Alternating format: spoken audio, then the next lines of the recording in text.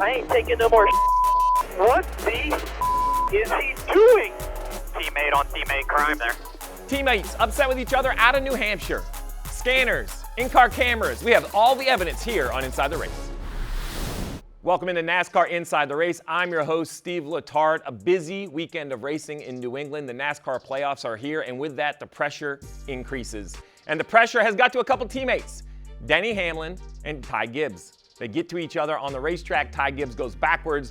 A lot of conversation on the radio. He even got their owner involved in post-race. So let's just take a look. The racing was unbelievable up in New England. A 1 mile flat track, very hard to pass. It's very challenging to try to get position. We're on board here with Ty Gibbs. This is around the start of stage 2. We ran a few laps. We had a quick yellow. Here's the restart of stage 2. A great move around the top gets him position. And if you watch the race, restarts were the key. You had to be aggressive, get your position, then settle in and try to save tire. I think Ty Gibbs did a really amazing job on the restart. You see off his rear bumper, his two teammates still back in the quagmire. The 11 of Hamlin, the 20 of Bell, nowhere to go. So now we fast forward to some 3-wide racing. And this, I think, is where the story begins, right? You're on board with Hamlin. Up in front, you have that right there is the 54 of Ty Gibbs. That right there, the 20 of Christopher Bell. This is Noah Gragson, another non-playoff car. So now, front row seat for Denny Hamlin. Check out the racing. Side 9.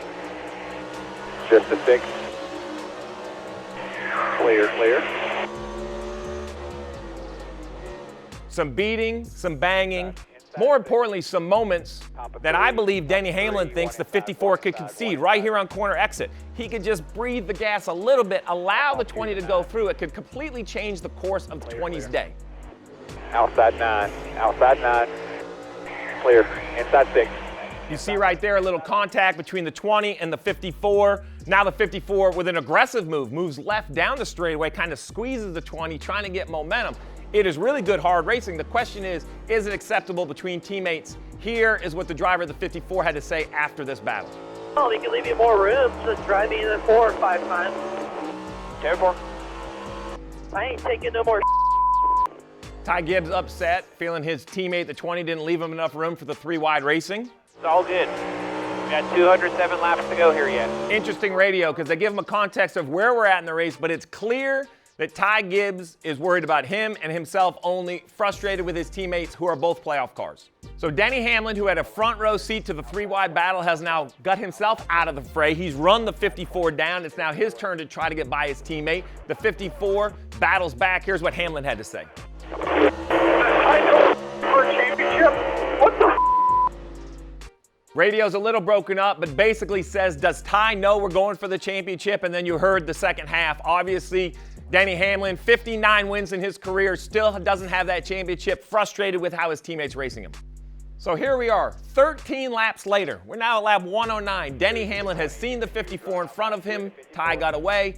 The 11 runs him back now. Now a door-to-door battle that has been on for 3 or 4 laps. So here we are. We're going to go down into turn 3. Watch this right here. Denny Hamlin ships it in the corner, looking for the slide job, looking for some concession out of his teammate. The 54, though, gasses it up. This is what was pointed out on the broadcast. This was the moment I think that Denny Hamlin finally has had enough. He thought the 54 could have easily gave him the position. They go into turn 1. With the precision of a surgeon, the 11 has taken out his teammate. He has had enough racing with the 54. What the is he doing? Instantly, you hear on the radio, not remorse, but still more frustration. The racing with his teammate all the way outside the top 10. I think context matters. They are not racing in the top 3, 4, or 5. They're racing for the 11th position with still 60 laps to go in the stage. That is a big difference for a driver trying to get stage points. Much like Denny Hamlin, who had a front row seat to the 3-wide battle of Christopher Bell and Ty Gibbs, Bell had a front row seat to the wreck between the 11 and the 54. This was the 20 team's radio. Teammate on teammate crime there. Yeah, been unfortunate hard racing today.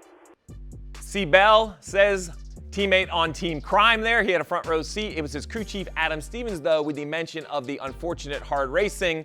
You have to ask yourself if he's referencing their own battle from a few laps earlier. Post-race, Bob Pockris caught up with Coach Gibbs, the owner. Here's what he had to say. It's always the drivers that have to handle that. They're the ones that got the wheel, and so I think that's always the case. While neither driver had much to say in their post-race interviews in New Hampshire, Denny Hamlin did have many comments on his podcast on Monday. One that really jumped out to me was that he knew that himself and Ty Gibbs were going to be at odds. And even though Coach Gibbs felt like the drivers should handle it, Denny references leadership and feels leadership needs to get involved to help sort this out. There you have it. All the evidence we could find, the scanners, the in-car cameras, the network coverage, everything we could put together. In the end, I feel like Ty Gibbs could have helped his teammates a little more. Is it his job? No, but being a good teammate goes a long way for a young driver who has a big career ahead of him. And when you run outside the top 10, I think there were times where he could have conceded the position. But we want to know what you think. As the fan, jump in the comments. Are you pro Ty Gibbs? Are you pro Denny Hamlin? Or do you just love controversy? And are you pro good, hard, short track racing?